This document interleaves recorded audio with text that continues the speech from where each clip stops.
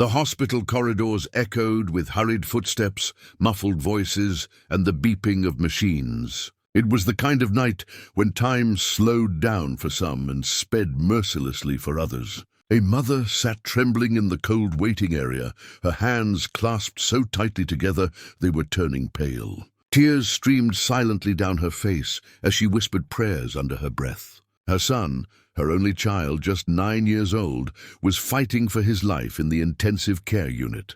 Doctors had told her that a rare blood transfusion was the only chance for him to survive. His condition had worsened suddenly, collapsing at school without warning, and by the time she had rushed him to the hospital, his small body was weak, pale, and fragile. She was desperate to do anything to save him. When the doctor came out, she sprang to her feet. "Please, doctor, tell me he's okay. Tell me what I can do," she begged, her voice breaking. The doctor's face was lined with worry. "Ma'am, your son has a rare blood type. We tested yours, but unfortunately you are not a match. Without a compatible donor, the risks are extremely high. We must find someone with his exact blood type immediately." Her knees almost buckled. She shook her head violently. No, that can't be. I have to be a match. I'm his mother." The doctor lowered his voice gently. "I'm sorry, but genetics can be unpredictable. We've checked our blood bank, and no suitable donor is available. They've already extended the search to the National Registry, but it will take time. Time. That was the one thing she didn't have. Every second counted. Her boy was slipping away and she was powerless. "I'll donate," she pleaded again. "Please, even if it's not perfect, can't you just—" The doctor shook his head firmly. "It will cause more harm than good. What your son needs is a precise match, and there is one person." Her breath caught. "Who? Who is it? I'll beg them. I'll pay them. I'll give anything." The doctor hesitated. "It's unusual. The only available match we found in the urgent search belongs to someone you probably never expected." She grabbed his arm. "Tell me." The doctor exhaled. "It's the CEO of this hospital." Her heart stopped. The CEO. A man she had only ever seen from a distance. Untouchable, powerful, and feared by many. He was known as a brilliant but cold figure, someone who cared more about his empire than about people's feelings. What possible reason would he have to help her? She was just a single mother, a clerk in a small office barely making ends meet. To him, she was nobody. Still, when the doctor offered to call him, she nodded frantically. Please call him. Tell him a child's life depends on it. Tell him I'm begging." Moments later, the doctor was on the phone. His voice was calm but urgent, explaining the situation. The mother held her breath, her eyes darting anxiously as she tried to read the doctor's expression. Finally, the doctor hung up and turned to her. "He's on his way," she gasped, tears filling her eyes again. "He's coming?" The doctor nodded. Yes, he didn't even hesitate. Minutes felt like hours as she paced the floor. She tried to peek through the ICU doors, where her son lay unconscious, surrounded by machines. She whispered promises to him, promises that she would not let him go, that she would bring him back. Then came the sound of heavy footsteps and hushed voices. The CEO entered. His presence filled the hallway instantly, tall, commanding, dressed in a sharp suit even at this late hour. His face was unreadable, his jaw set in stone. Everyone in the corridor straightened when they saw him, nurses bowing their heads slightly out of respect and fear.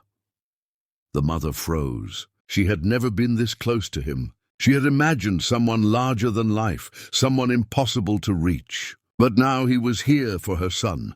Where is the child? His deep voice cut through the silence. The doctor stepped forward. "In the ICU, sir. He needs the transfusion immediately. You're the only match." The CEO's sharp eyes flickered to the mother, who stood trembling, unsure if she should speak. He studied her for a moment, his expression softening almost imperceptibly. "Is this your boy?" She nodded quickly, wiping her tears. Yes, sir, please. Please save him. I'll owe you everything. I'll work for you for life. He raised a hand, silencing her. "This isn't about debts. It's about saving a child." Her throat tightened. She wanted to fall at his feet in gratitude, but there was no time. Nurses rushed forward to prepare him, and the CEO, without complaint, rolled up his sleeve. As the blood transfusion began, the mother stood outside the room, pressing her hands against the glass, watching in awe and disbelief. This powerful man, who could have easily ignored her, was willingly giving his blood to save her child. She wept silently, whispering, "Thank you. Thank you." Hours passed like lifetimes. The transfusion stabilized the boy, his color returning bit by bit. Machines began to beep more steadily, and for the first time that night, hope flickered in the mother's heart. The doctor came out at dawn, exhaustion written on his face, but also relief. "He's going to make it. Your son is responding well." The mother collapsed to her knees, sobbing, "Thank you, God. Thank you." When she looked up, the CEO was standing a few feet away, pale but composed after the donation. He watched her with an intensity she couldn't understand. She stumbled toward him, words tumbling from her lips. "Sir, I don't know how to thank you. You saved my son. You saved my world. I can never—" Again he stopped her with a gesture, but this time his voice was softer. "Don't thank me. Just be there for him. Children need their mothers more than anything else." Her eyes widened, taken aback by the emotion in his tone. For the briefest moment, she thought she saw pain in his eyes, as if he spoke from experience. Later, when the chaos subsided and her son was resting peacefully, she found herself sitting beside the CEO in the quiet waiting area. She hesitated before asking, "Why did you do it? You didn't have to come. You didn't have to help us." He stared ahead, his voice low. "Years ago, I had a son too. He needed blood. He didn't make it in time, I swore. If I ever had the chance to prevent another parent from living that nightmare, I would." Her heart ached at his confession. Suddenly, he wasn't just a distant, untouchable man anymore. He was human, a father who had known loss, who carried scars that no wealth or power could heal. She placed her hand over her chest, tears flowing freely again. "You didn't just save my son. You saved me too."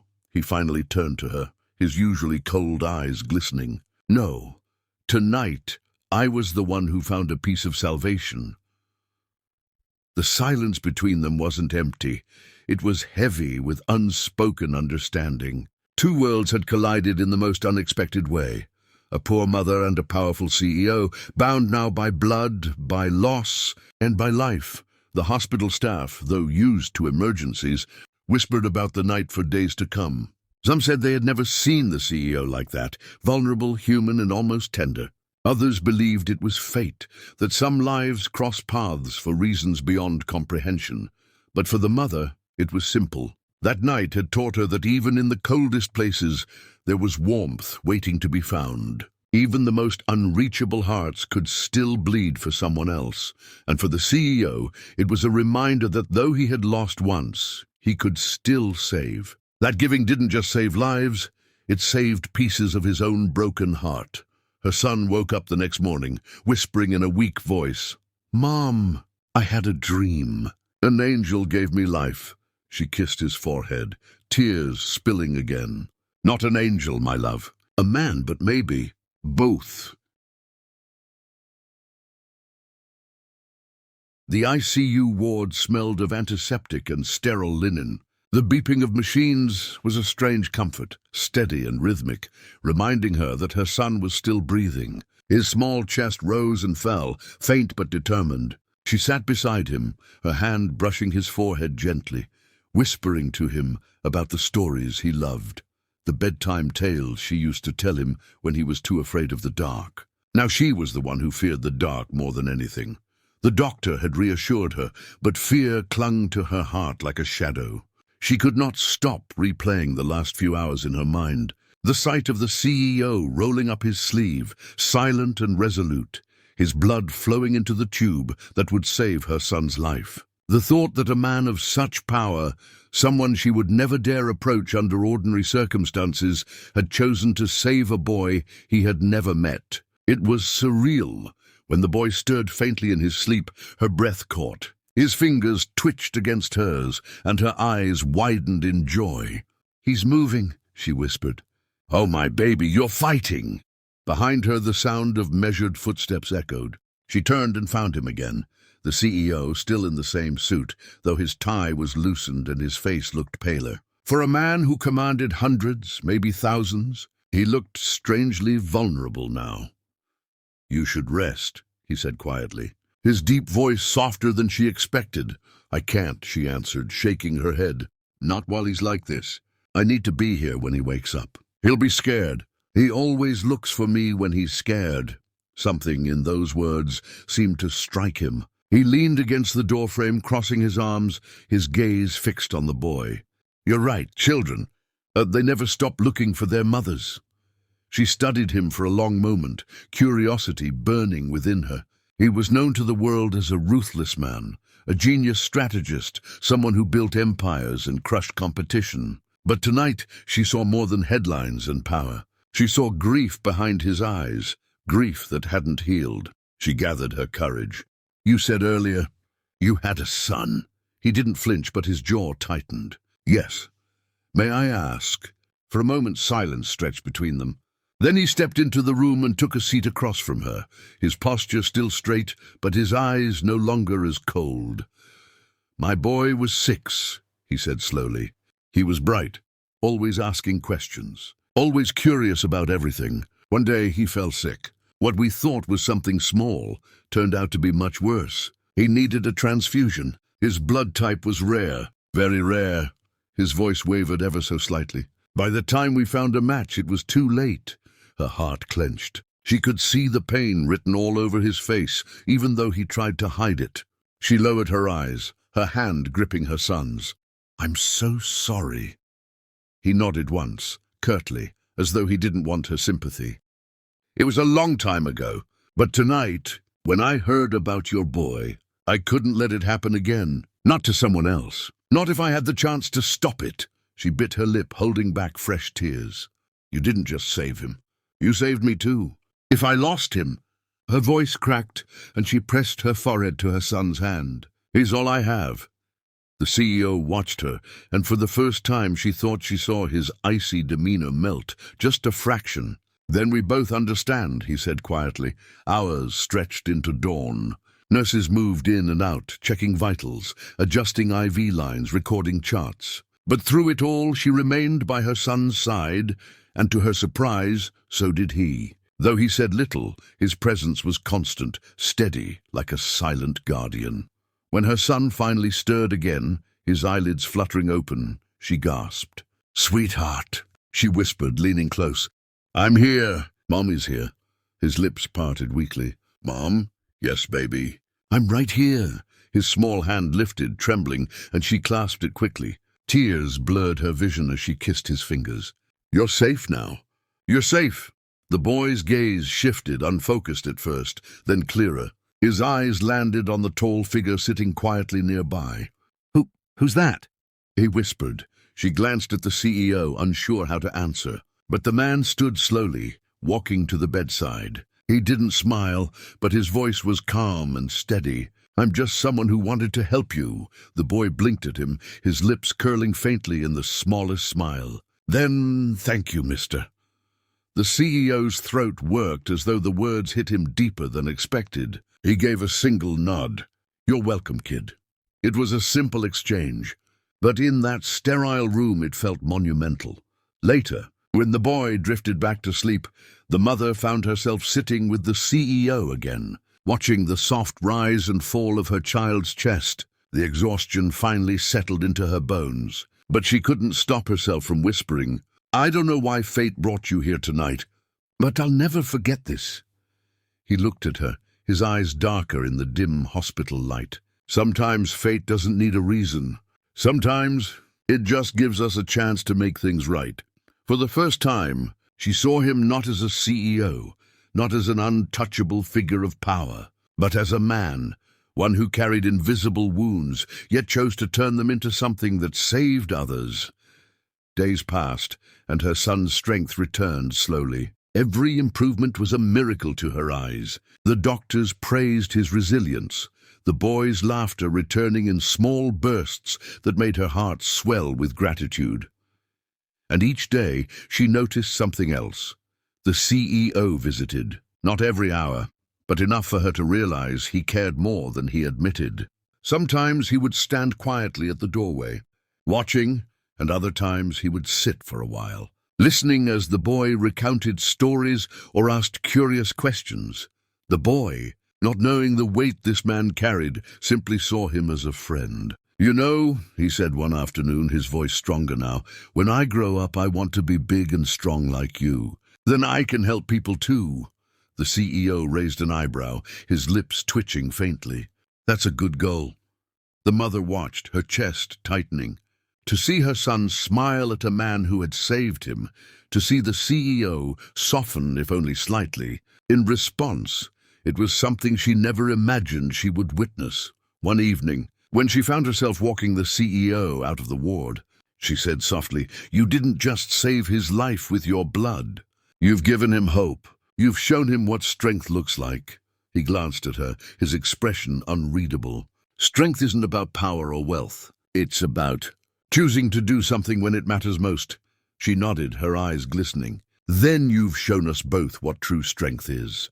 The days in the hospital blurred into weeks, but eventually her son was declared healthy enough to return home. It was the happiest moment of her life, walking out of those doors hand in hand with him, the cool breeze against her face feeling like freedom, like life itself had given her another chance.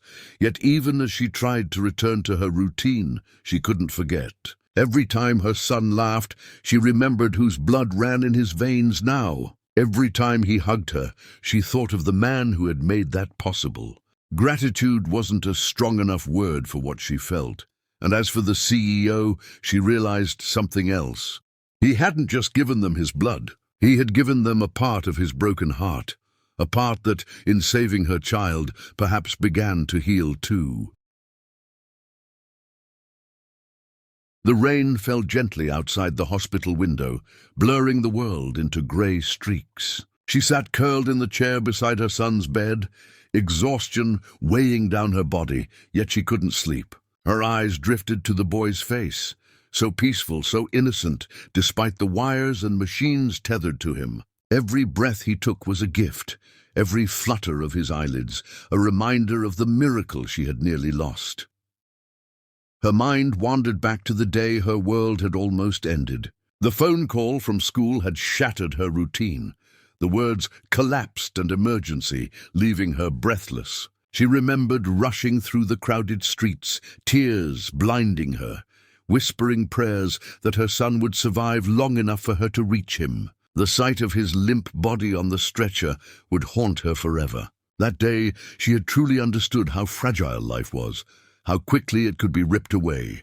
She turned and saw the CEO standing again near the door, as though he had appeared silently. He always seemed to move with a quiet authority, commanding attention without demanding it. He didn't ask permission before stepping inside. He simply did, and yet she never minded.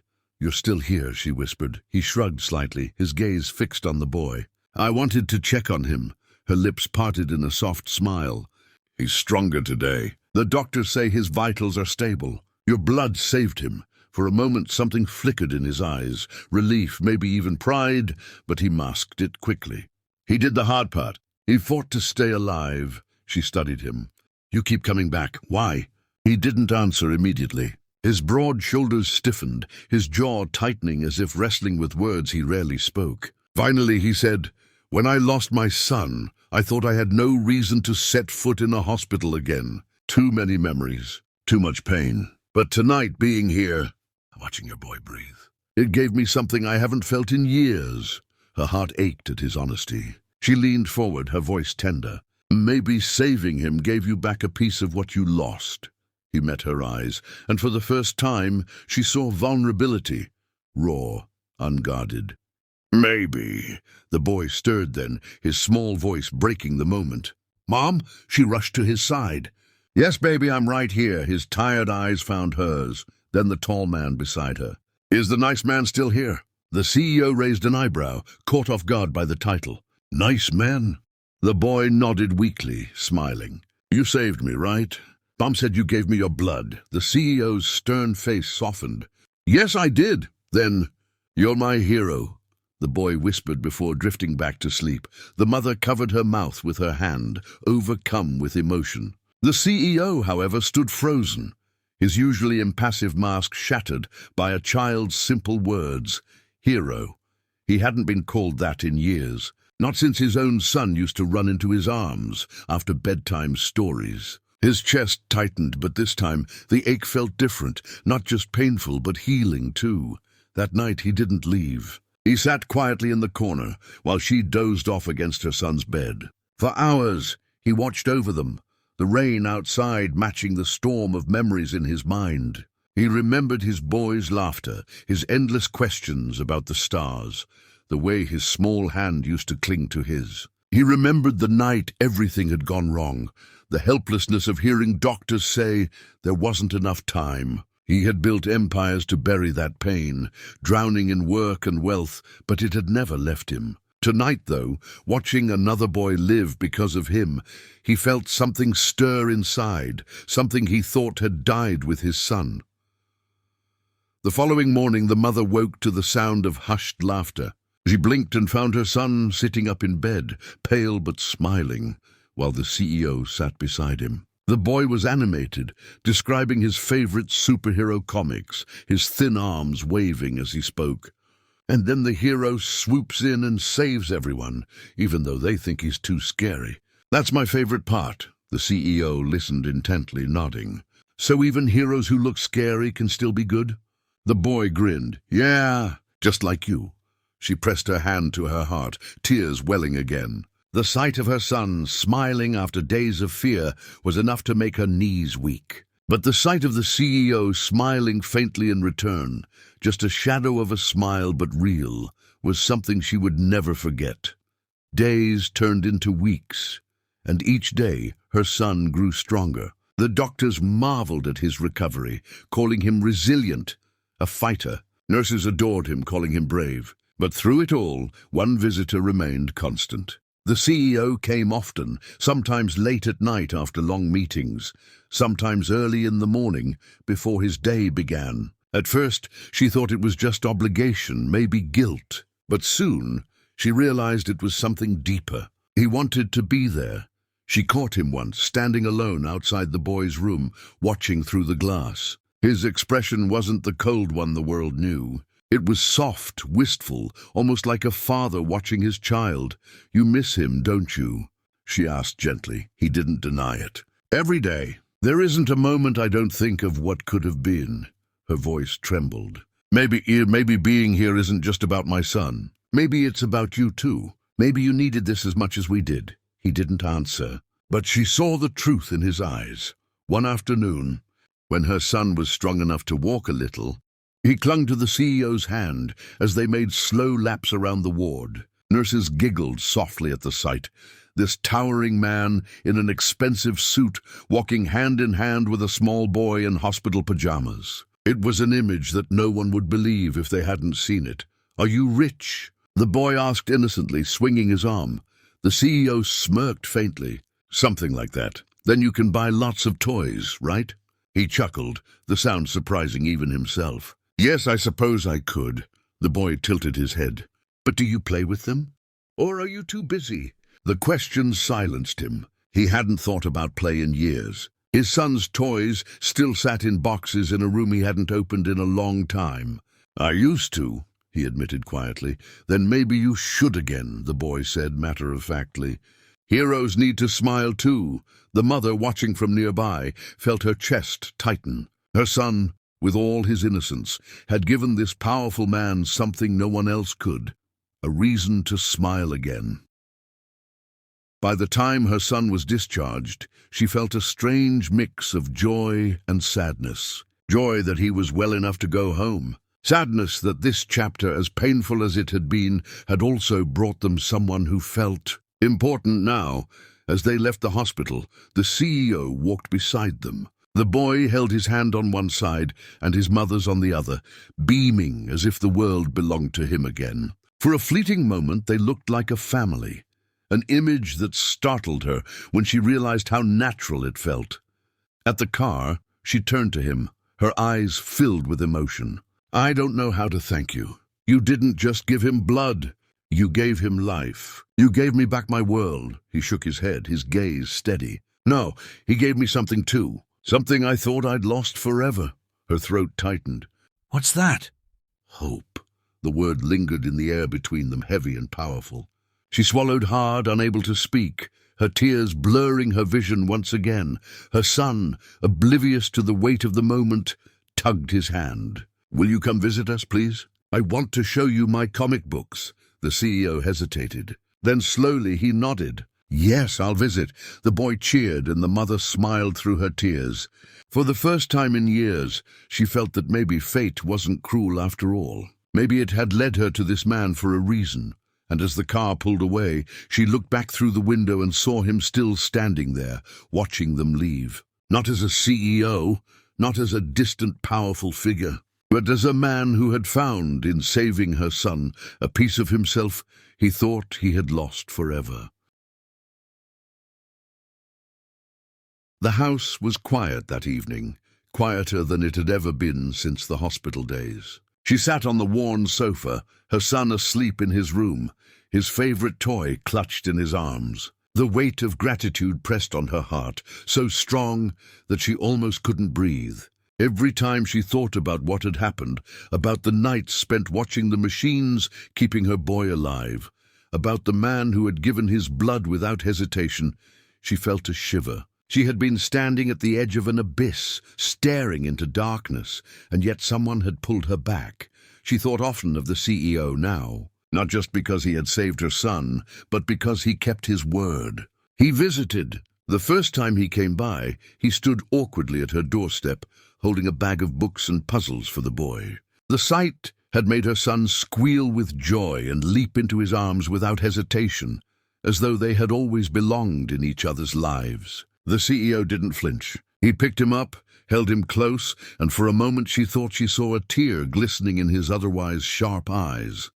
The visits became a rhythm, sometimes short, sometimes long, but always sincere. He would sit cross-legged on the floor with her son, flipping through comic books or listening intently to stories about school. She watched from the kitchen, her hands busy but her heart still, wondering how fate had drawn their worlds together. This was not the man people described as ruthless, untouchable. This was a man carrying wounds, but who found healing in the laughter of a child who had nearly slipped away.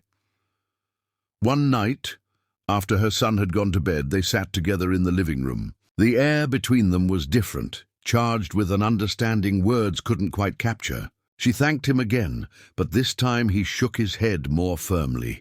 "You don't owe me gratitude anymore," he said. "What I did, it was for me as much as for him." She looked at him, trying to understand. He exhaled, his gaze distant. "When my boy died, I thought I'd lost my purpose.